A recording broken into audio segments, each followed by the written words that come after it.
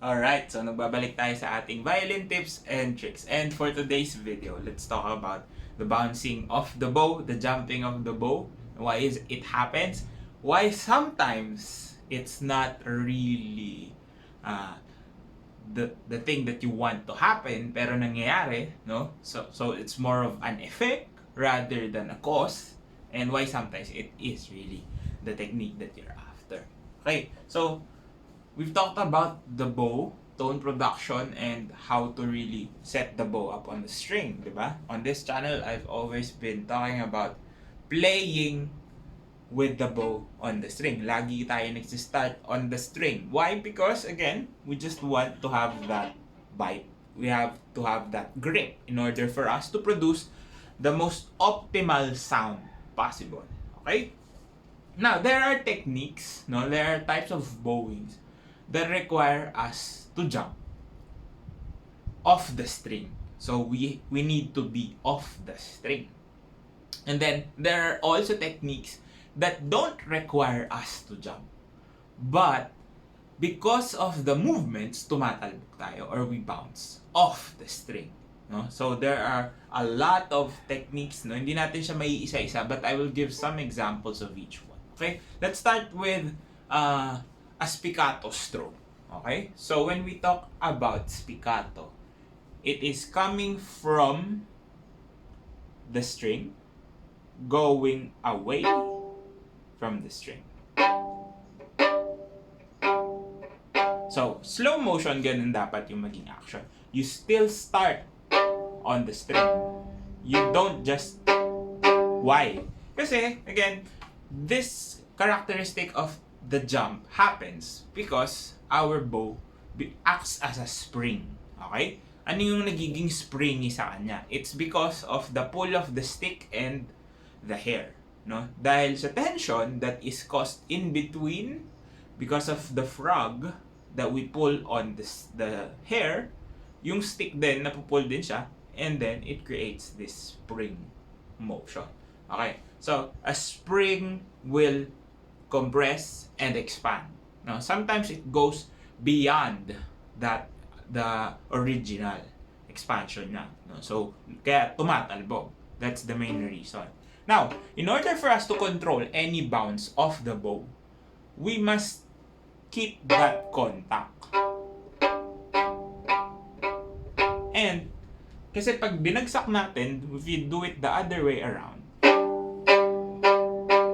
the danger is that the bounce or the initial action creates a percussive sound. No? Nagiging screechy, nagiging percussive yung tunog natin. Instead of getting the optimal sound na pure lang, pure na tunog lang talaga yung makukuha natin, diba?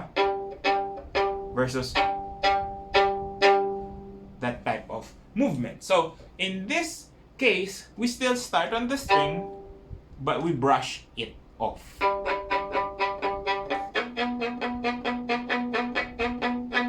So, notice how I do it is I make sure na kumontak muna ako. Even if I'm coming off and then babalik, it's not just, hindi mas mahalaga yung pagbagsak. It's rather the contact and the takeoff. Kumbaga, no, the landing and the takeoff. That's how you can control the bounce. No? You can do it slow or fast.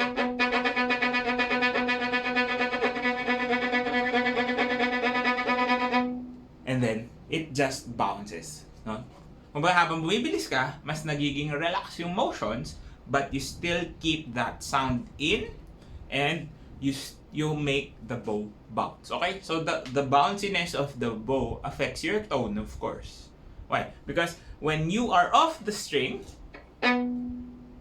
the resonance of the strings is very, very open. Kaya na din siya ginagamit, no? So that we can make it versus kasi on the string, if you just stop, mawawala na yung tunog niya, no?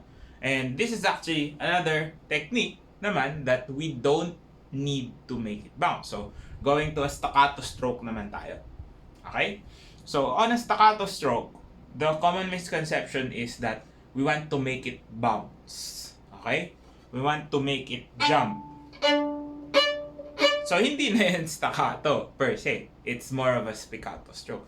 But I think it's really interchangeable naman. You just have to know the quality of the sound that you want to produce. No, do you want to produce a very ringing sound or do you want to produce a stopped sound?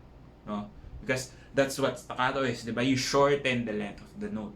Now, when you're doing spiccato, you still shorten it, but you get that ring because you don't control the vibration of the string anymore. Kasi nga, wala ka na doon. So, freely na siya nakakapag-vibrate. But in a staccato stroke, you stop the movement of the string. Because you stop on. Parang, kumbaga, minumute mo siya.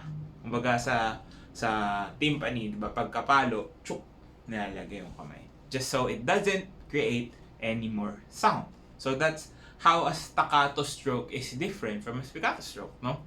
Now, when the bounce comes in, okay, yun yung pag-usapan natin. It's not really because you want to make it bounce, that's why it's jumping. But it's because, again, the bow is a spring, no? So, of course, when we pull down on the bow, merong pressure tayo ina-apply.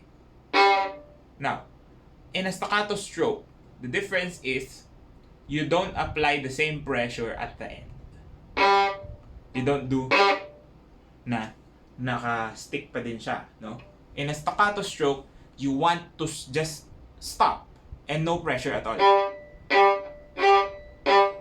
So the pressure only happens on the initial attack. And then when you release the note, wala na yung pressure. Now, that release of pressure will cause it to jump. Basically, no? That's why when you're doing it fast, it becomes jumping, no? Nagiging bouncy yung bow because of how quick you're trying to do it, diba? Kasi mas mabilis na siya.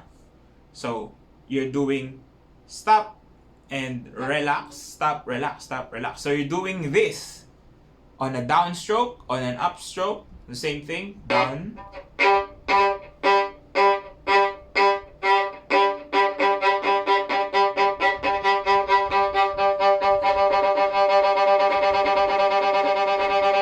So that's why it lifts up, no? So, but it's not because I'm trying to make it lift, but because of the relaxed state of your hands, tumatalbog siya. So you don't really need to put in the effort of it to bounce around, no? In a normal staccato stroke, of course, there are a lot more advanced techniques that require you to actually pull off the string, pull the bow off the string.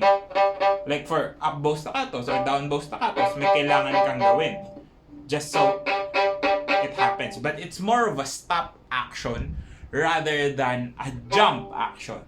Pero syempre, there are also other techniques like ricochet na kailangan mo talaga siya patalbugin. But that's for another video, right? Now, we need to understand where we should apply these different techniques. Because one way or the other, they almost have, for example, staccato and spiccato, they almost have the same use. It just depends. No, sabi nga natin, sometimes it's very, very interchangeable.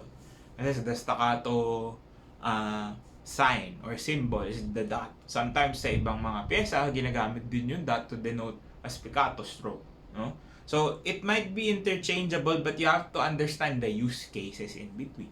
Okay, if you have a fast passage, di ba? Usually, spiccato yung pinapagamit because you want to keep this alive. No, kumbaga, hindi siya madadapa. Because if you do a spiccato, you are off the string. So, when you are off the string, mas madali makipag-coordinate here. You don't need to be super snappy with your fingers, no?